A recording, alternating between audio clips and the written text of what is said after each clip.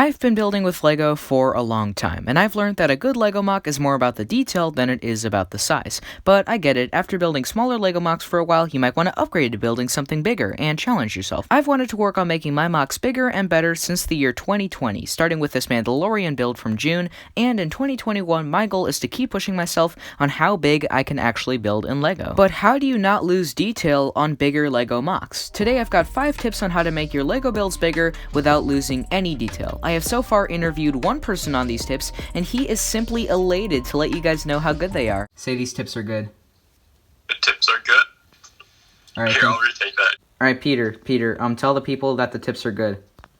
The tips are great. The tips are amazing. Alright, good.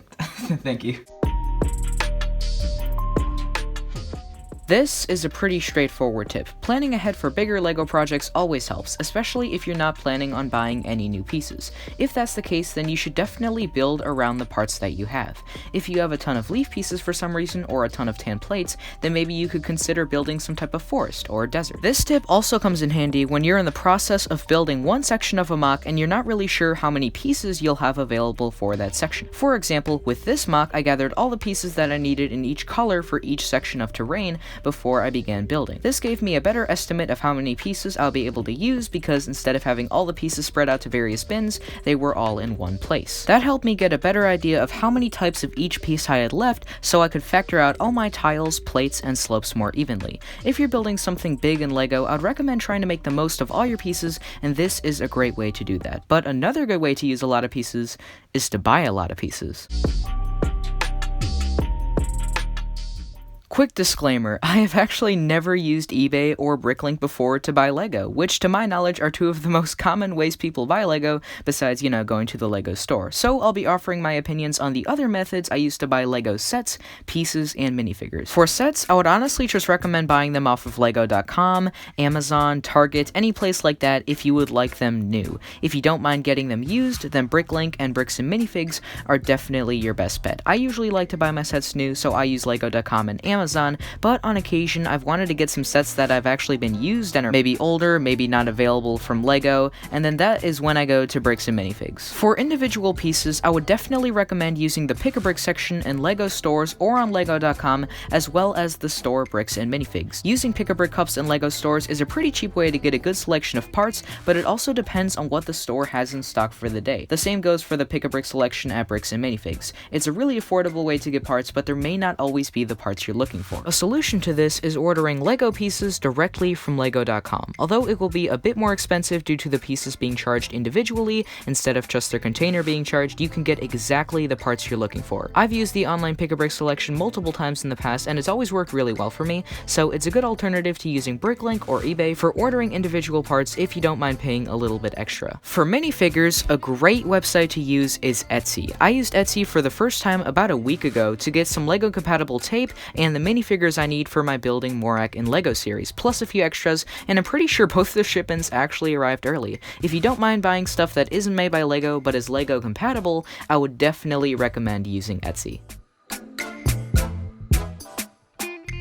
Okay, this is a tip that I am really excited to share, and the idea behind it kinda came to me when I was building this Hogwarts MOC last October. A great way to maximize your LEGO parts and make your build as big as it can possibly be without losing detail is by using a variety of colors and textures in the MOC. I know that probably sounds super obvious, but hear me out. If you're picking to build a LEGO scene from a movie or a show, or even just from your imagination, try to choose an angle that allows you to use different types of colors and textures. For example, with this build, I chose to make the rockwork fade in from light gray to dark gray, and I chose to have the grass go from dark gray into sand green, instead of making either of these sections all in one color. This helped me make those areas twice as big because I could use twice as many colors. I also did something similar for my Mandalorian build, which I kinda mentioned earlier. For each section of terrain, I gathered all the pieces I needed in that color and built until I ran out. I think it's more obvious that I did this here, and you can clearly see the different sections, but it still worked out pretty well, and I was able to make the build as big as it is. Adding different areas of textures and colors to your MOC won't just make it more interesting, but it'll also help you use as many different pieces as you can and greatly increase the size of the build. This tip is a great one to help you save parts. When you're making the inside of a building or a foundation or anything where it doesn't need to look pretty because it won't be seen, use pieces you won't use for anything else. For me, this is usually bricks in the colors red, yellow, green, and blue, but if I run out of those, I'll just switch to whatever color I'm not using for the rest of the mock. I used this tip in my Umbrella Academy mock. For the back of it, I built up these big slabs of colors I wasn't using in the rest of the build, and it really helped me save pieces. Another thing I've been trying to do with my builds is not waste any good pieces in areas where they might not be seen. When I've built any type of terrain with Lego in the past, I've always made it in layers, if that makes any sense, and it might help in making the mock look better, but if I'm trying to save pieces, then a better option would be to make the foundation layers a different color than the layers on top that'll actually be visible. Just try to save the pieces you know you'll need for a mock for areas where people can see them, and try to avoid using them in areas that can't be seen. Even though this might seem like a really small tip, it'll definitely help out in the long run, and make sure that you have more parts at your service to expand the mock and make it as detailed as you can.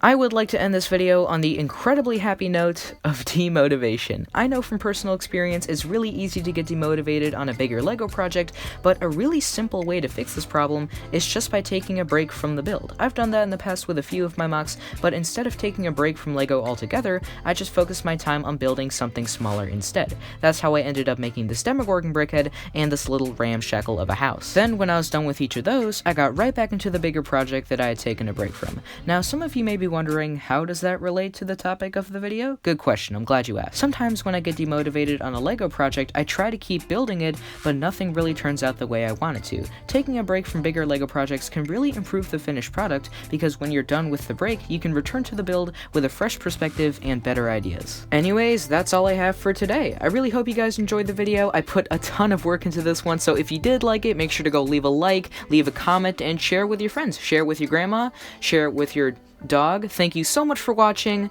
and I'll see you next time.